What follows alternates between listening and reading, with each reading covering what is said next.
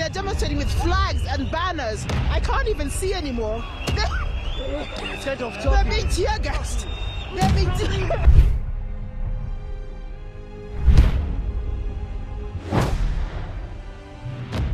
To address you, you must go. I run a government, but I also lead people. A few people are stealing too much. These kids out here, they know everything. They know your houses. They know where your kids go to school. They know which properties of land you have. Why must somebody have 4 million acres of land to his name? What happened to our mentality? Then we pretend and run to churches talking about Christianity, how Jesus... Do you understand what you are dealing with? The people out here don't even believe in God anymore. The people out here are tired of the lies, the religious organizations. And I have to say this, I'm a Catholic. I was so happy I saw the Papal Nuncio talk about the issues of a country. Let us forget that we can run this country as tribes. Let us accept that there is a new sheriff in town.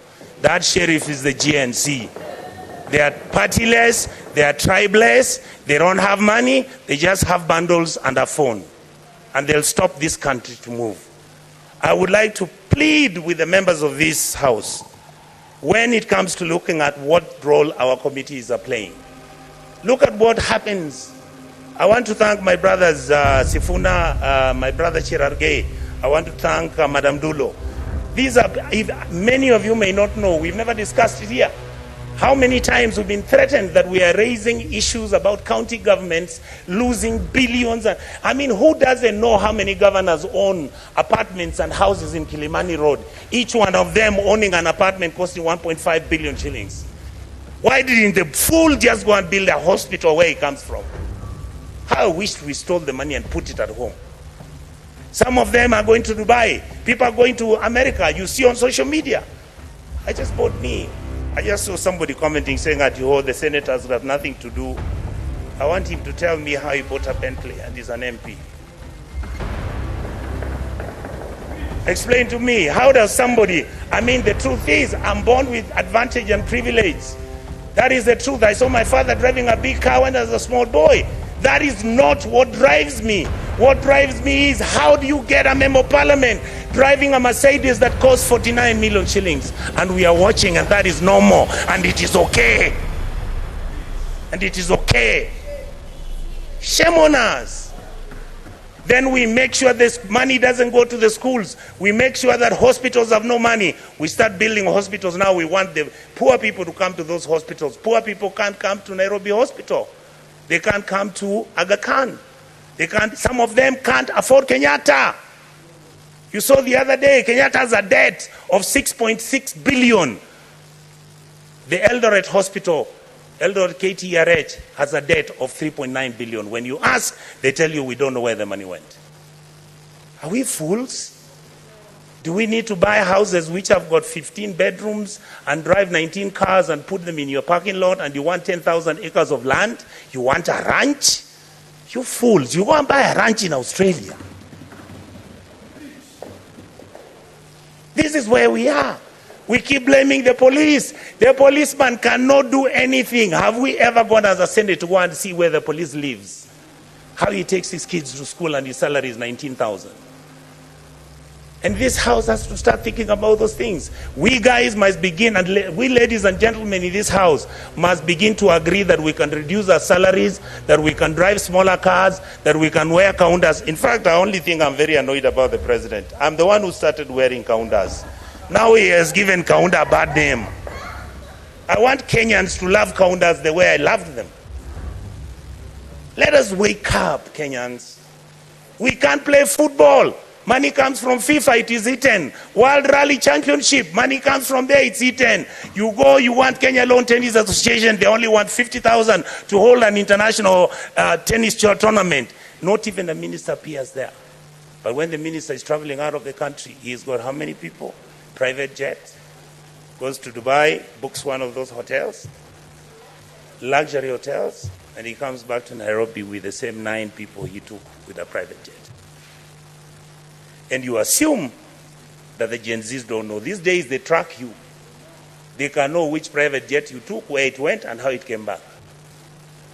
Many of us are worried because either because of history or because of what has happened, we have got a lot of money now, we are owning so much land. Please allow us to have spatial planning. Your land, we can have an implemented law in this house to protect your even identity. But please don't stop stealing public land. Let us have mercy at our people. You saw people from Eldoret and Kakamega talking about, our chambers which our grandfathers left for us. Now you guys who are MPs and senators, you come, you chase us away, and then you throw us into court. You go and bribe the courts. And I want to talk about the judiciary. We respect you. We know that you are most of the time under the pressure. We know there are certain things which you can even be blackmailed. But we want to hold you at a higher standard. We must hold the judiciary at a higher standard, the legislators at the higher standard, and make sure the president is also at the higher standard. That is how we can move as a country and stop this nonsense. We behave like monkeys running through a forest looking for bananas without knowing whether it's the bananas they want or it's oranges. I really, really want to say this, Madam Speaker, finally. I was nearly giving up on my country. I have changed my mind because of today. The young men who are fighting for this country have done us proud. Let us treat them with dignity. Let us make sure we engage them. Let us stop doing the things which make them angry, desperate, and upset with the ruling class. The truth is, if this country breaks down, it takes all of us down. I can tell you, I was in South Sudan when we were doing the comprehensive peace agreement. I visited as a minister, as a young minister, to go and do what was called a referendum.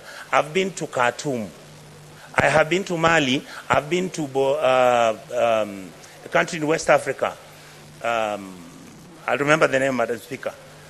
You look at how people have been treated and how the political class has treated their people. Everybody looks destitute and everybody is desperate. Let us change our ways. We can run the country peacefully, make sure everybody is a person of dignity. Let's treat our people kindly. A country that never takes care of its most vulnerable is a country that is not worth talking about. So I want to ask the political class, I want to ask all our auditors, I want to ask all members of the county assembly, please, members of the county assembly, your job is to oversight, the MP's job is to oversight, and the senator's job is to oversight. Let the governors run the place. If they bribe you, you will not get development.